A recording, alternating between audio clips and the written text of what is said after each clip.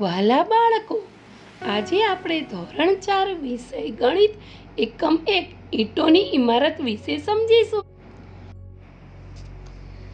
આ મુર્શિદ કુલી ખાનનો જૂનો મકબરો છે.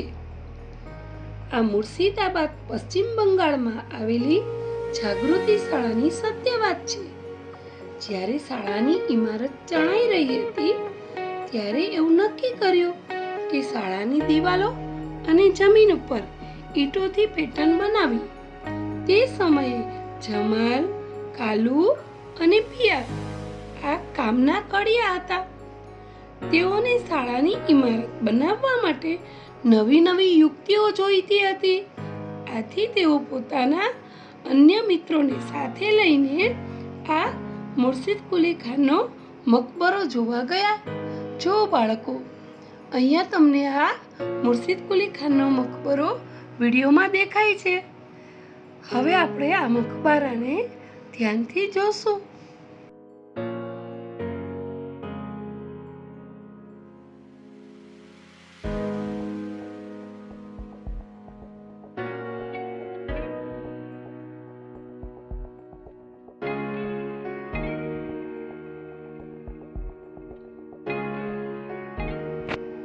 જુઓ, આ ઇમારતમાં એક મોટો માળ છે, જેમાં આશરે 2000 જેટલી ઈંટોની સુંદર પેટર્ન છે. દેખાય છે બાળકો? આશરે 300 વર્ષ પહેલા કડિયા દ્વારા આ નમૂના તૈયાર કરવામાં આવ્યા હતા.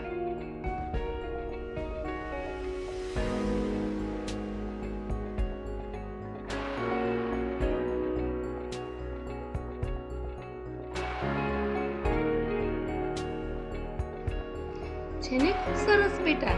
જુઓ, અહીંયા તમને ભોયતળિયાની પેટર્ન દેખાય છે. તો હવે તેના 5 માળના ભોયતળિયાની પેટર્ન કઈ રીતે ગોઠવાયેલી છે તે આપણે જોશું. જુઓ બેટા, દેખાય છે નંબર 1, નંબર 2, નંબર 3, નંબર 4 અને નંબર 5. જુઓ, શાળાની જમીન ઉપર દરેક કડિયાએ ઈંટોથી કેવી અલગ અલગ પેટર્ન બનાવી છે. ક, ખ, ગ, ઘ, ચ, છ, સ, ઝ, ટ,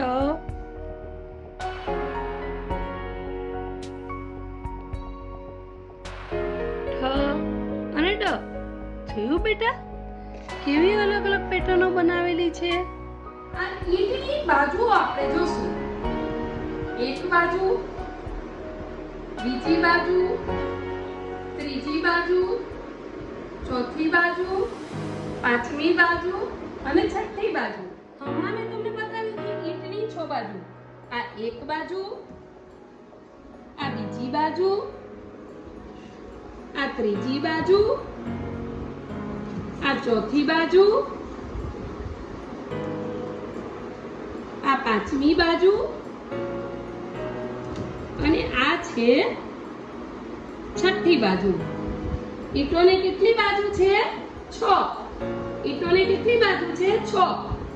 કેવી રીતે? તો કે 1, 2, 3, 4, 5 અને 6. ઈંટોને કેટલી બાજુ છે? 6. હવે ઈંટોની એકે બાજુ છે ને ચોરસ નથી. તમે જોજો, આ આકાર કેવો છે? લંબચોરસ. એટલે ઈંટોની એકે બાજુનો આકાર ચોરસ નથી. બધા જ આકાર લંબચોરસ છે. હવે જો આ રીતે ઈંટ આપેલી હોય આપણને અને એમ પૂછે કે તમને ઈંટોની કેટલી બાજુ દેખાય છે, તો આપણને ઈંટોની કેટલી બાજુ દેખાય છે? 1, 2 અને 3. આપણને આ રીતે ઈંટનું ચિત્ર આપેલું હોય તો આપણને ઈંટોની કેટલી બાજુ દેખાય છે? 1, 2 અને 3. પણ જો ઈંટને ખાલી આ જ રીતે દર્શાવવામાં આવે તો તમને ઈંટની કેટલી બાજુ દેખાય છે? એક જ. જો ઈંટને આ રીતે દર્શાવવામાં આવે તો ઈંટની એક બાજુ જ દેખાય છે. જો ઈંટને આ રીતે દર્શાવવામાં આવે તો ઈંટની 1, 2 અને 3 બાજુઓ આપણને દેખાય છે. ચિત્રોમાંથી ઈંટની બાજુ જેવી દેખાતી આકૃતિ કઈ છે? જો બેટા ધ્યાનથી જો, આ ખરાની નિશાની કરેલી છે તે ચિત્રની આકૃતિ ઈંટની બાજુ જેવી દેખાય છે ને? નીચે આપેલ ચિત્રમાંથી ઈંટની આકૃતિ કઈ છે? જો બેટા, કઈ આકૃતિ દેખાય છે આ ચિત્રમાં? જો, ખરાની જે નિશાની કરેલી છે તે ઈંટની આકૃતિ જેવી દેખાય છે ને? જુઓ ધ્યાનથી.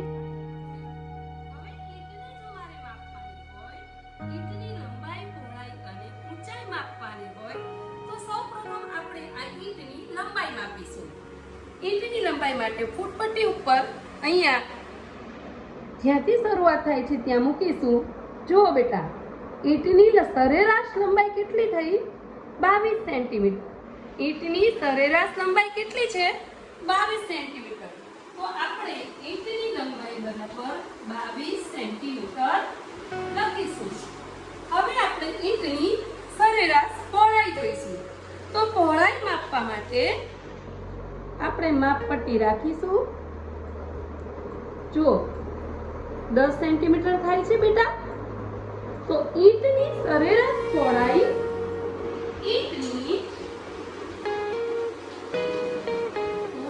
બરાબર 10 સેન્ટીમીટર. હવે આપણે ઈંટની ઊંચાઈ માપીશું. આ લંબાઈ છે, આ ઈંટની લંબાઈ છે, આ ઈંટની પહોળાઈ છે અને હવે આપણે ઈંટની ઊંચાઈ માપીશું. ઈંટની ઊંચાઈ થાય છે 7. ઈંટની ઊંચાઈ કેટલી થાય છે? 7. તો ઈંટની સરેરાશ ઊંચાઈ બરાબર 7 સેન્ટીમીટર. જો બેટા, હવે તમને ઈંટની લંબાઈ, પહોળાઈ અને ઊંચાઈ માપતા તો આવડી જ ગયો હશે. એક દિવસ મુનિયા અને જૈના ઈંટોથી રમે છે. તેઓ ઈંટોથી રમતા રમતા ઈંટોની દિવાલ બનાવે છે. ધારો કે આ ઈંટ છે, તો જૈના ઈંટોની દિવાલ આ રીતે બનાવે છે.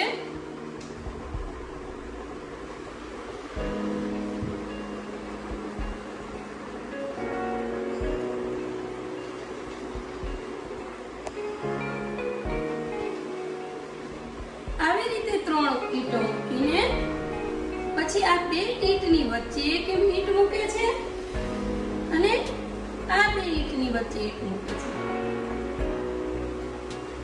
પછી આવી રીતે જૈનાબેન આવી રીતે ઈંટોની દીવાલ બનાવી. હવે મુનિયા ઈંટોની દીવાલ બનાવે છે. તે પહેલા જૈનાબની જેમ 3 ઈંટો ગોઠવે છે. ત્યારબાદ તે એક ઈંટની ઉપર બીજી ઈંટ ગોઠવે છે.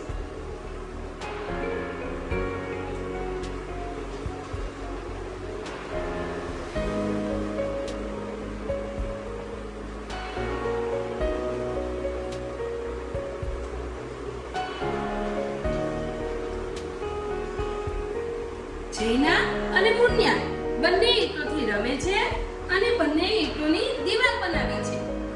જૈનાબેન ઈંટોની દીવાલ બનાવવામાં 6 ઈંટનો ઉપયોગ કર્યો છે, જ્યારે મુનિયાએ 9 ઈંટનો ઉપયોગ કર્યો છે. છતાં પણ જૈનાબેન કહે છે કે મારી બનાવેલી દીવાલ સરળતાથી પડી જાય તેવી નથી. તો આપણે જોશું કે બંનેમાંથી કોની દીવાલ સરળતાથી પડી જાય તેવી નથી, કોની દીવાલ મજબૂત છે. હળવેકથી આપણે આવી રીતે ટકોરો મારીશું. તમે જોયું કે મુનિયાની દીવાલ તૂટી ગઈ, જ્યારે જૈનાબની દીવાલ તેવી ને તેવી જ રહી છે. તેથી તો કડિયાઓ પણ આવી રીતે જે રીતે મુનિયાએ ઈંટો ગોઠવી છે તેવી રીતે કડિયાઓ પણ ઈંટો ગોઠવતા નથી. જે કડિયાએ આ જાગૃતિ સ્કૂલ બનાવી હતી તેમણે જ ઈંટોમાંથી જુદી જુદી જાળીઓની પેટર્ન બનાવી છે. જુઓ, આ જાળી કેરળના એક પુસ્તકાલયની ઇમારતની છે. જુઓ, દિવાલમાં ઈંટોની ધારનો ત્રિકોણ બનાવવા માટે કઈ રીતે ઉપયોગ થયો છે. જુઓ બેટા,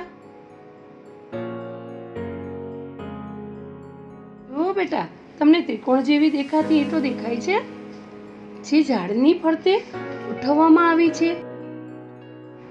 જો આ જે એરો દર્શાવે છે તે કમાન છે. આ ચિત્રમાં તમને કમાન દેખાય છે ને બેટા, જે ફૈજાબાદની શાળાની છે.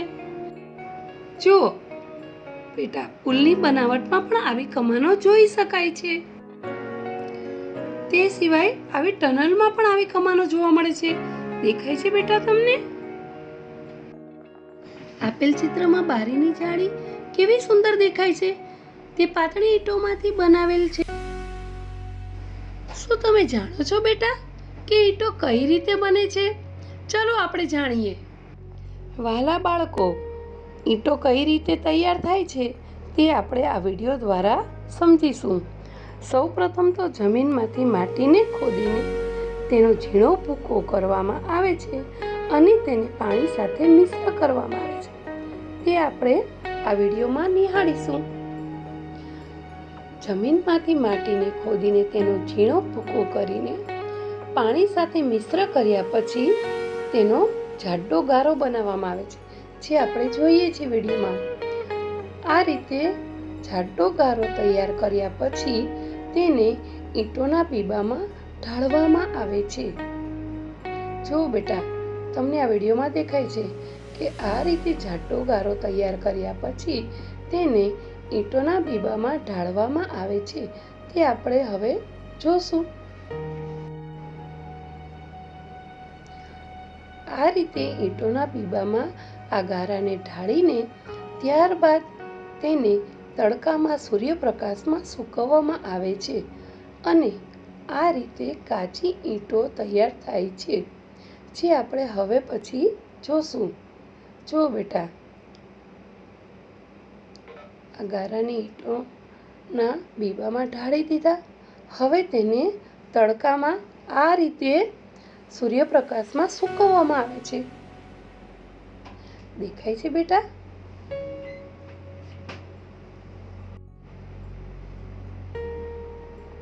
આવી રીતે તડકામાં સૂર્યપ્રકાશમાં સૂકવીને આ રીતે કાચી ઈંટો બને છે. ત્યારબાદ આ બધી કાચી ઈંટોને ઈંટોના ભઠ્ઠામાં શેકવામાં આવે છે. તમે બધા ઈંટોના ભઠ્ઠા તો જોયા જ હશે, પણ ઈંટોના ભઠ્ઠામાં કઈ રીતે ગોઠવણી કરીને ઈંટોનો ભઠ્ઠો તૈયાર કરવામાં આવે છે, તેમજ તેમાં ઈંટોને શેકીને કઈ રીતે પાકી ઈંટ બનાવવામાં આવે છે તે આપણે જોશું. જુઓ બેટા, આ રીતે ઈંટોની ગોઠવણી કરવામાં આવે છે. નીચે વચ્ચે વચ્ચે સૂકા લાકડા પણ રાખવામાં આવ્યા છે. આવી રીતે ઈંટોની ગોઠવણી કરતા કરતા વચ્ચે લાકડા મૂકીને ત્યારબાદ કોલસાનો ઝીણો ભૂકો કરવામાં આવે છે. જુઓ બેટા, તમને વિડીયોમાં દેખાય છે કે કોલસાનો ઝીણો ભૂકો કરે છે આ ભાઈ.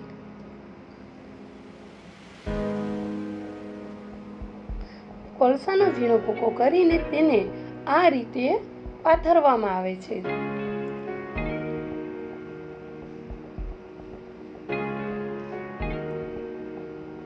જો બેટા, આ રીતે પાથર્યા પછી અમુક લોકો તેના ઉપર મીઠું પણ પાથરે છે, જેથી ઈંટોનો કલર ઘટ્ટ લાલ કલરનો આવે.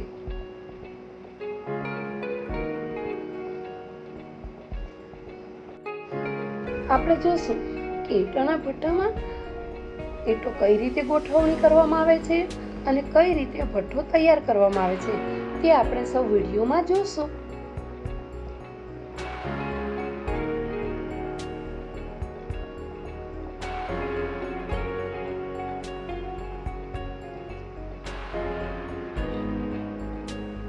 દેખાય છે ને બેટા?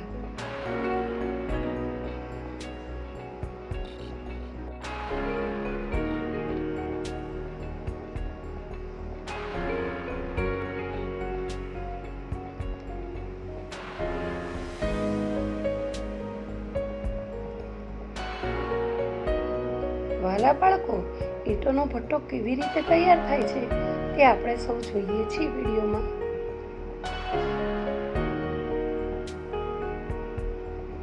જો કઈ રીતે ગોઠવણી કરવામાં આવે છે.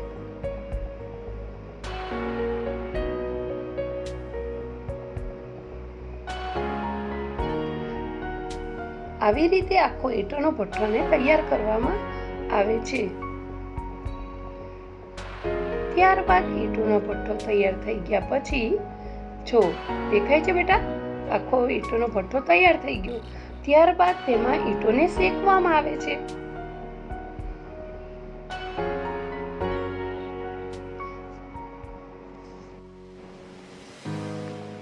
ઈંટોના ભઠ્ઠામાં ઈંટો શેકાઈ ગયા પછી ઠંડી પડતા તેને ચકાસવામાં આવે છે. સમજાઈ ગયું બેટા કે ઈંટો કઈ રીતે બને છે? જુઓ બેટા,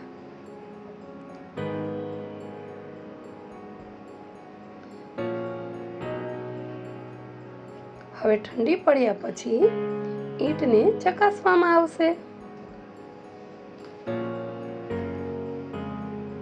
જો આ રીતે તેને ચકાસવામાં આવે છે. આ રીતે ઈંટ બને છે.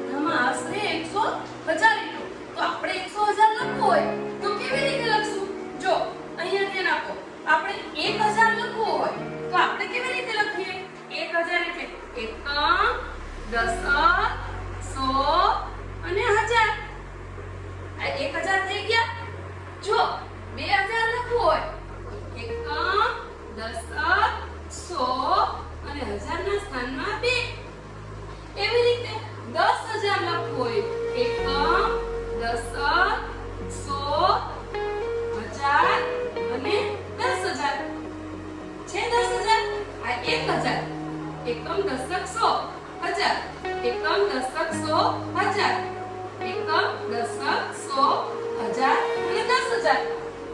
જો 25,000 હોય તો કેવી રીતે લખશું? એકમ દશક સો હજાર અને 10,000. તમે જોયું કે જે સંખ્યા હોય, જેટલા હજાર હોય તો એ સંખ્યાની પાછળ 1, 2 અને 3 મીંડા આવે છે.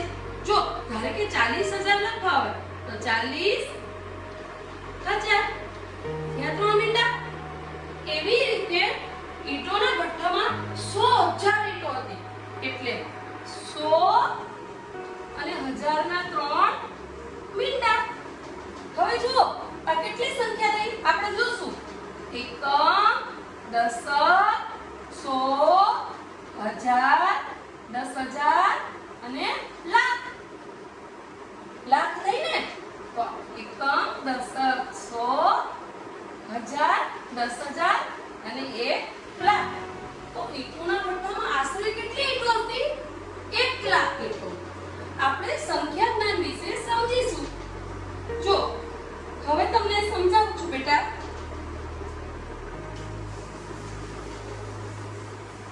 ધારો કે આપણે કોઈ સંખ્યા લઈએ છીએ, એને વિસ્તાર પ્રમાણે તમને સમજાવું છું. ધારો કે કોઈ એક સંખ્યા લઈએ 4,352. આપણે કોઈ એક સંખ્યા લીધી છે 4,352. તો પહેલા આપણે એની સ્થાન કિંમત કરવી હશે. તો પહેલા આપણે અહીં શું કરશું? આ શું છે? એકમ, આ દશક, આ 100 અને આ 1000. જો આપણે મણકા ઘોડીના આધારે આપણે સમજવું હોય તો તમને મણકા ઘોડીના આધારે સમજાવું.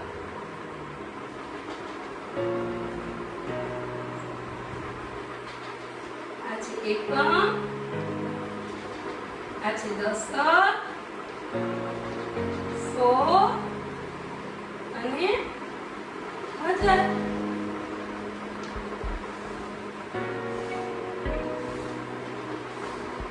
ચલો એકમના સ્થાનમાં કેટલા છે? 2. આ એકમ છે. દશકના સ્થાનમાં કેટલા છે? 5. 1, 2, 3, 4, 5. હવે એકમ, દશક અને 100. 100 ના સ્થાનમાં કેટલા છે? 3. એકમ, દશક, 100. 1000 ના સ્થાનમાં કેટલા છે? એકમ, દશક, 100 અને 1000. 1000 ના સ્થાનમાં 4 છે.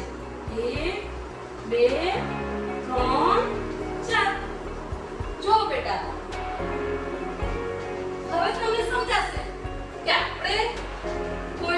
ની સ્થાન કિંમત કરવી હોય તો પહેલા તો જોશું કે 2 ની સ્થાન કિંમત લેવી હોય 2 ની સ્થાન કિંમત તો 2 એકમ છે એટલે 2 ની સ્થાન કિંમત 2 જ થશે. હવે દશકના સ્થાનમાં આપણે જોવા જઈએ 1 2 3 4 5 5 વાર 10 1 10 એટલે 10 20 30 40 50 તો 5 ની સ્થાન કિંમત કેટલી થશે 50. હવે 100 ના સ્થાનમાં જુઓ 1 2 3 100 200 300. હવે 1000 ના સ્થાનમાં જોશું 1000 કેટલા છે 1 2 3 4 1000 2000 3000 અને 4000. સમજાઈ ગયું બેટા? આપણે કોઈ પણ સંખ્યાને સંખ્યા દ્વારા વિસ્તાર કરવાનો હોય તો એકમ દશક સો હજાર એકમ દશક સો હજાર આવી રીતે પણ તમને સમજાવ્યું. હવે ધારો કે આપણે બીજી કોઈ પણ સંખ્યા લઈએ 5742 બરાબર. હવે જો 5742 છે અને આવી રીતે લખેલું હોય એ 1000 100 દશક અને એકમ આવી રીતે તમને આપેલું હોય અને તમારે તેમાં ગોઠવવાનું હોય તો ચલો આપણે જોશું એકમના સ્થાનમાં શું આવશે 2 દશકના સ્થાનમાં 4 100 ના સ્થાનમાં 7 અને 1000 ના સ્થાનમાં 5. આને આપણે વાંચીશું કેવી રીતે એકમ દશક 100 1000 કેટલા છે 5 એટલે 5000 742 5742 એને શબ્દોમાં લખવાનું થાય તો આપણે લખીશું 5742.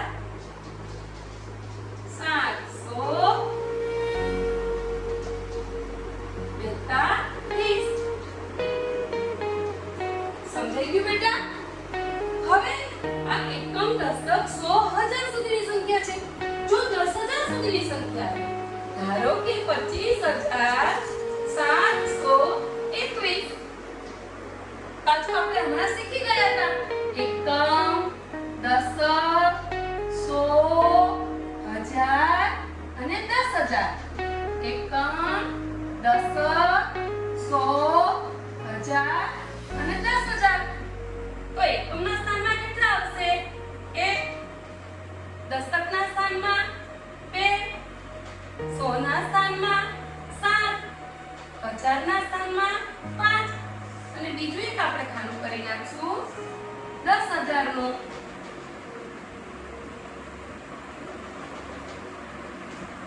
અને 10,000 ના સ્થાનમાં કેટલા આવશે 2 એકમ દશક 100,000 10,000 એટલે 25,721. હવે તમને એની સ્થાન કિંમત વિશે બરાબર સમજાવી દઉં કે જો આપણે કોઈ પણ સંખ્યાની સ્થાન કિંમત કરવાની હોય સ્થાન કિંમત વિશે આપણે સમજીશું.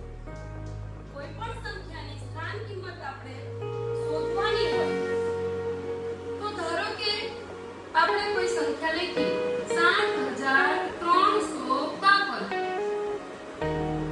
હવે આની મારે સ્થાન કિંમત શોધવાની છે તો હું કેવી રીતે શોધીશ? તો પહેલા તો આપણે હમણાં શીખી ગયા એકમ દશક 100,000. તો આ શું છે 1000 એકમના સ્થાનમાં કેટલા છે 2 તો એની સ્થાન કિંમત 2 આવશે. હવે દશકની જોશું એકમ અને દશક. દશકના સ્થાનમાં જો 5 છે જો એકમના સ્થાનમાં તો જે સંખ્યા આવે ઈને દશકના સ્થાનમાં જો 1 હોય તો 10, દશકના સ્થાનમાં 2 હોય તો 10 દુ 20, દશકના સ્થાનમાં 3 હોય તો 30, દશકના સ્થાનમાં 4 હોય તો 40, અહીં દશકના સ્થાનમાં કેટલા છે 5, એટલે કેટલી થશે 50. હવે આપણે 3 ની સ્થાન કિંમત શોધશું. તો એકમ, દશક, સો. કેટલા સો છે 3, તો 3 100. હવે આપણે 7 ની સ્થાન કિંમત શોધીશું. એકમ, દશક, સો, હજાર. હજાર કેટલા છે 7, તો 7 હજાર. ઠીક બેટા. હવે તમને કોઈ પણ સંખ્યાની સ્થાન કિંમત શોધતા આવડે. સ્થાન કિંમત શોધવા માટે આપણે આ જ રીતે કરીશું. એકમ, દશક, સો, હજાર. જો ધારો કે 6471 છે. હવે મને સ્થાન કિંમત શોધવાની થાય. જો 4 ની સ્થાન કિંમત શોધવાની કેમ મને કે નીચેનામાંથી લીટી દોરેલ અંકની સ્થાન કિંમત શોધો. તો હું લીટી દોરેલ અંક શેના ઉપર છે 4 ની નીચે લીટી દોરેલી છે બેટા. તો આપણે આવી રીતે કરશું. એકમ, દશક, સો. કેટલા સો છે 4, તો 4 ની સ્થાન કિંમત કેટલી થશે 400. સમજાયું બેટા. જો હવે આપણે બીજી સંખ્યા લઈશે 2186. આમાં લીટી દોરેલ અંકની સ્થાન કિંમત શોધવાની છે. તો આપણે પહેલા જોશું કે લીટી શેના નીચે દોરેલી છે 2 ની નીચે લીટી દોરેલી છે. હવે આપણે પાછા મળીશું. એકમ, દશક, સો, હજાર. હજાર કેટલા છે 2, તો 2000. સમજાઈ ગયું બેટા. સ્થાન કિંમત શોધતા આવડી ગયું. આપણે આ જ રીતે બોલીશું. એકમ, દશક, સો, હજાર. હજાર પછી શું આવે 10,000 અને પછી લાખ. જે મીઠોના ભટ્ટામાં 100,000 હતી ને 100,000 એટલે 1 લાખ. ઈંટો ખરીદવા ગયો. વજન ઈંટો ખરીદવા ગયો જ્યાં 1000 ઈંટોના ભાવ આપેલા હતા. વિવિધ પ્રકારની ઈંટોના અલગ અલગ ભાવ હતા. દરેક પ્રકારની અલગ અલગ ઈંટો હોય એટલે દરેક ઈંટોના ભાવ અલગ અલગ હોય. જો હવે આપણે કઈ રીતના ત્યાં ભાવ આપેલા છે. જૂની ઈંટો રૂપિયા 1200. 1000 ઈંટોના કેટલા રૂપિયા છે 1200. ઈટાપુરની નવી ઈંટો રૂપિયા 1800. 1000 ઈંટના એટલે ઈંટોનો ભાવ 1000 ઈંટનો ભાવ આપેલો છે. બ્રિકલબર્ગની નવી ઈંટો 2000 રૂપિયા 1000 ઈંટના. અહીંયા જે ભાવ આપેલા છે એ 1000 ઈંટના ભાવ આપેલા છે. હવે જો ધારો કે વજન ઈંટો ખરીદવા ગયો છે. હવે એને જૂની ઈંટ ખરીદવી છે. જો એને જૂની ઈંટ 3000 ઈંટ ખરીદવી હોય, જો વજનને જૂની 3000 ઈંટ ખરીદવી હોય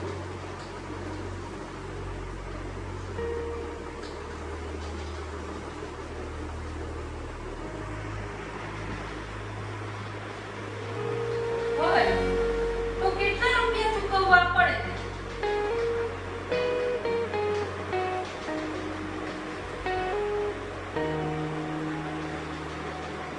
જો બેટા સાવ સહેલો દાખલો છે. વજન ઈંટ ખરીદવા ગયો. હવે એને કેટલી ઈંટો જોતી હતી 3000. એને કેટલી ઈંટો ખરીદવી હતી 3000. 3000 ઈંટો કેવી ખરીદી હતી જૂની. તો આપણે અહીંયા જોઈશું કે જૂની ઈંટનો ભાવ શું છે તો કે 1200 રૂપિયા. પણ કેટલી ઈંટના 1000. 1000 ઈંટના 1200 રૂપિયા છે. તો જો 1000 ઈંટ બરાબર 1000 ઈંટ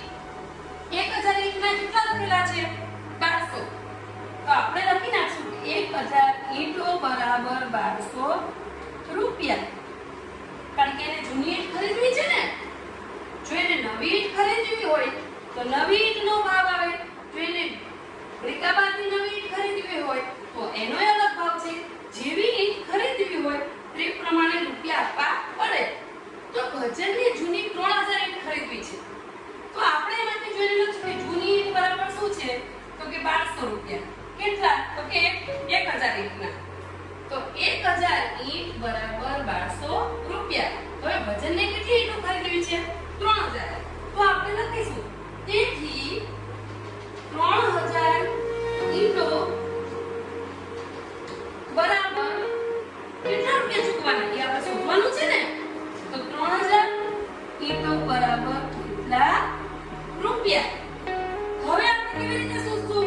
જો જ્યારે પણ આવો ત્રિપદીનો દાખલો આવે 1 2 અને 3, જ્યારે પણ આવો ત્રિપદીનો દાખલો આવે તો હંમેશા પહેલું પદ ક્યાં આવશે? નીચે. 1000 રૂપિયા ક્યાં આવશે? નીચે.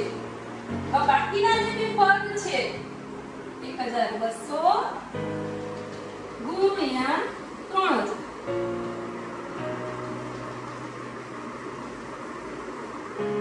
1000 ઈંટો બરાબર 1200 રૂપિયા. તો 3000 ઈંટો બરાબર કેટલા?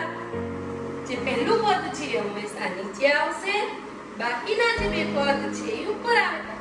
હવે જો બેટા છેદ ઉડાડવાનો છે. આમાં છેદ ઉડાડવાનો છે. એક મીંડું ગયું, એક મીંડું. બીજું મીંડું ગયું, બીજું મીંડું. ત્રીજું ગયું, ત્રીજું. હવે શું રહ્યું? 1200 ગુણ્યા 3. તો આપણે એવી રીતે પણ કરી શકાય કે 12 નો ઘડિયો 3 સુધી કરવાનો. 12 × 2 12 × 2 24, 12 તરી 36. અને બે મીંડા 3600 રૂપિયા. કદાચ તમારે ન કરવું હોય તો આપણે ગુણાકાર કરી નાખવાનો. 1200 ગુણ્યા 3. તો આપણે અહીંયા 1200 ગુણ્યા 3 કરીશું. 3 ને 0 વડે ગુણાઈને એની 0, 0 વડે ગુણાઈને એની 0. હવે 3 નો ઘડિયો 2 સુધી. 3 × 1 3, 3 × 2 6, 3 × 1 3. આવ્યું? કેટલા રૂપિયા ચૂકવવા પડે? 3 ચૂકવવા પડશે. 3600. એકમ, દશક, સો, હજાર. કેટલા હજાર છે? 3600. અને આમે બોલી શકીએ ને આપણે એ 3600. સમજાઈ ગયું બેટા? હવે માનો કે વજનની જૂની ઈંટો નથી ખરીદવી.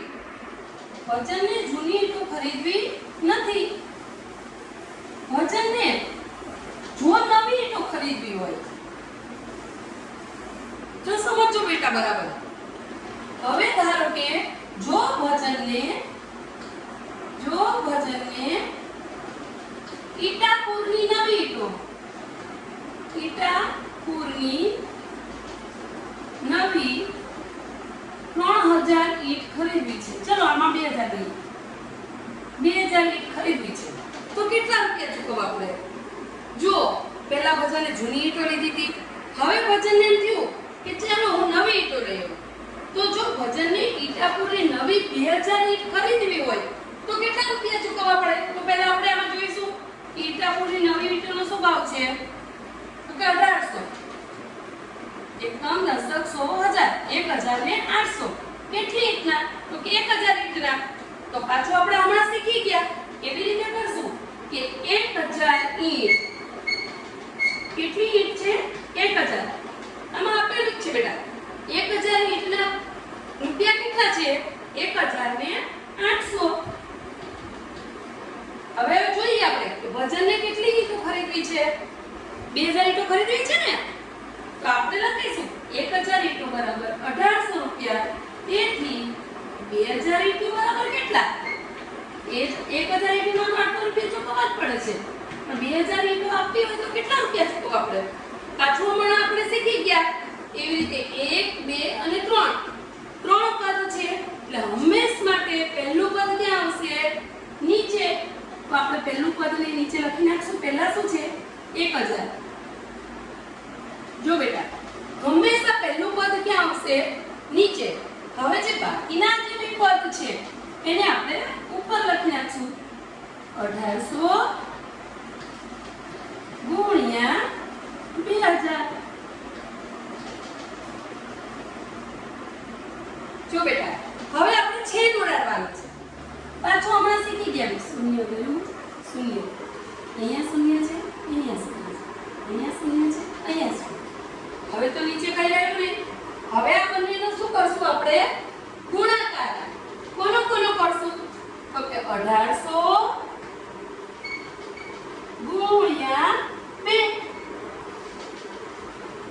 2 ને 0 ગુણાઈને એની 0, 2 ને 0 ગુણાઈને એની 0, 2 નો ઘડીવાર સુધી 2 × 2 2 × 4 2 × 6 2 × 8 2 × 5 10 2 × 6 12 2 × 7 14 2 × 8 16 2 × 8 16 નો છગડો વધી 1 2 × 2 ને 1 3 એકમ દશક 100 1000 3600 રૂપિયા ચૂકવવા પડે. એને આમ ન કરવું હોય તો 18×36 એટલે 2 મિનિટના 2 મિનિટ. સમજાઈ ગયું બેટા? અલગ અલગ પ્રકારની ઈંટો છે અને જેવી ઈંટો લેવી હોય તો આ 1000 ઈંટના ભાવ છે એ પ્રમાણે લખી નાખો. 1000 ઈંટના આટલા રૂપિયા, તો જેટલી ઈંટ ખરીદવી છે એના કેટલા રૂપિયા. સમજાઈ ગયું બેટા? જો બેટા હવે ધારો કે વજનને રીકાબાદની નવી 3000 ઈંટો ખરીદવી છે તો કેટલા રૂપિયા ચૂકવવા પડે? તો આપણે આ રીતે પણ કરી શકીએ કે 1000 ઈંટ બરાબર 2000 રૂપિયા. તો 3000 ઈંટના કેટલા? ધારો કે આપણે એમ ન કરવું હોય અને બીજી રીતે જો દાખલો ગણવું હોય તો બીજી રીતે પણ ગણી શકાય. જો રીકાબાદની નવી ઈંટો શું ભાવ છે? 1000 ઈંટના કેટલા? 2000 રૂપિયા છે. હવે આને કેટલા ઈંટો ખરીદવી છે? 3000. તો આપણે આ રીતે પણ કરી શકીએ કે 1000 ઈંટો બરાબર 1000 ઈંટોના કેટલા રૂપિયા છે? રીકાબાદની નવી ઈંટો 1000 ઈંટના કેટલા છે? 2000. તો આપણે 2000 રૂપિયા લખ્યું. એને કેટલી લેવી છે? 3000. તો બીજી 1000 લઈએ. આ 1000 ઈંટના 2000, બીજી 1000 ઈંટ બરાબર પાછા બીજા 2000 રૂપિયા આપશું. એને 3000 ઈંટ લેવી છે એટલે પાછા ત્રીજી 1000 ઈંટો લઈશું. પાછા કેટલા રૂપિયા આપીશું? 2000. જો સમજો બેટા, સમજો કે વજનને રીકાબાદની 3000 લેવી હતી તો આપણે પહેલા કેવી રીતે લીધું? 1000, બીજા 1000, ત્રીજા 1000. હવે જો થઈ ગઈ 3000. શૂન્ય શૂન્ય શૂન્ય શૂન્ય શૂન્ય શૂન્ય. 1 ને 2 ને 3 3000 ઈંટો લીધી. હવે એક વખત 2000 રૂપિયા આપ્યા, બીજી વખત 2000 અને ત્રીજી વખત 2000. ત્રણે વખત 2000 રૂપિયા આપીએ ને. 1000 ઈંટના 2000 રૂપિયા, બીજી વખત 1000 ઈંટના 2000, ત્રીજી વખત 2000 ઈંટના 2000. શૂન્ય શૂન્ય શૂન્ય શૂન્ય શૂન્ય શૂન્ય. 2 ને 2 4 ને 2 6. આ રીતે પણ આપણે દાખલો ગણી શકીએ.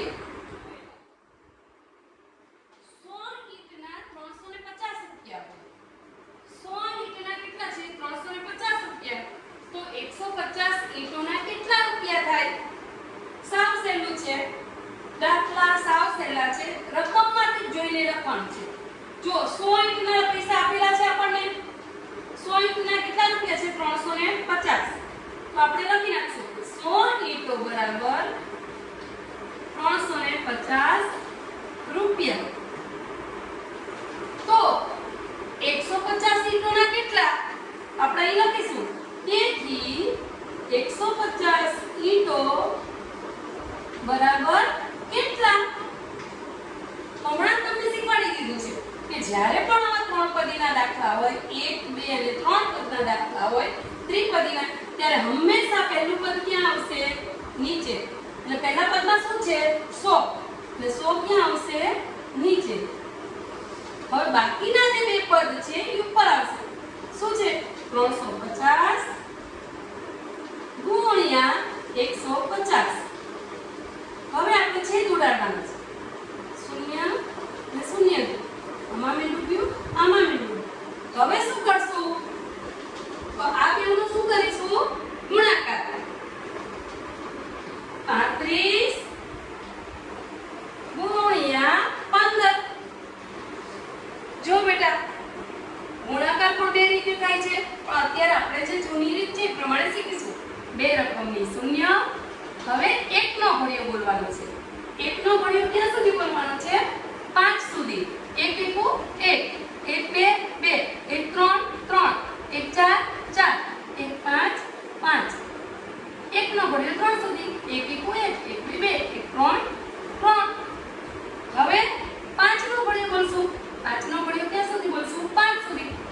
એકુ 5, 5 દુ 10, 5 તરી 15, 5 ચોક 20, પાછું 25, 25 નો પાંચડો વધી 2,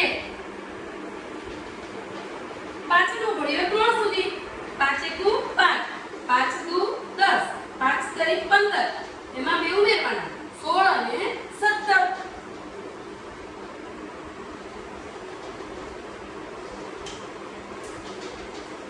હવે આપણો સરવાળો કરવાનો છે. 5 ના 5, 5 ના 7 ઉમેરવાના, 5 ને 7 12, અને 5 માં તમારે 7 ઉમેરવાના હોય તો 6 7 8 9 10 11 ને 12, 12 નો બગડો વધી 1, 3 ને 4, 4 ને 5, કેટલા થાય? એકમ દશક 100, 525. કેટલા રૂપિયા ચૂકવવા પડે? 150 ઇંટના. તો લખવાનું જવાબ બરાબર 525 રૂપિયા ચૂકવવા પડે. સમજાઈ ગયું બેટા? 100 ઈંટના 200 રૂપિયા હોય. 100 ઈંટના કેટલા રૂપિયા છે? 200. અને તેને 600 રૂપિયા ચૂકવ્યા હોય તો કેટલી ઈંટો ખરીદી હશે? અત્યાર સુધી આપણે ઈંટો ખરીદતા હતા અને પૈસા કેટલા ચૂકવવાના એ શોધતા. હવે આપણે એ જોવાનું છે કે આટલા રૂપિયા જાણે ચૂકવી દીધા છે, ઈંટો કેટલી ખરીદી હશે? તો આપણે પહેલા જોશું. શોધવાનું છે શું? ઈંટો. બરાબર? અને એને કેટલા રૂપિયા ચૂકવ્યા છે? 600. તો કેટલા રૂપિયા કેટલી ઈંટ મળે છે? તો કે 100 ઈંટના 200 રૂપિયા. એટલે જો 200 રૂપિયા હોય તો ઈંટો કેટલી મળે છે? 100. જોઈ લો, 100 ઈંટના 200 રૂપિયા છે એટલે 200 રૂપિયામાં કેટલી ઈંટ મળે? 100. તો એને કેટલા રૂપિયા ચૂકવ્યા છે? 600. 600 રૂપિયા ચૂકવ્યા છે ને, તો એને ઈંટ કેટલી લીધી હશે?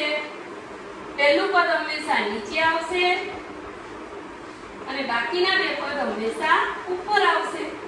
100 ગુણ્યા 600. સોરી ભાઈ મીંડું કર્યું. હવે છેદ ઉડાડવાનો છે. 2 નો ઘડિયો 6 સુધી બોલાય છે ને, 2 ના ઘડિયામાં 6 આવે છે.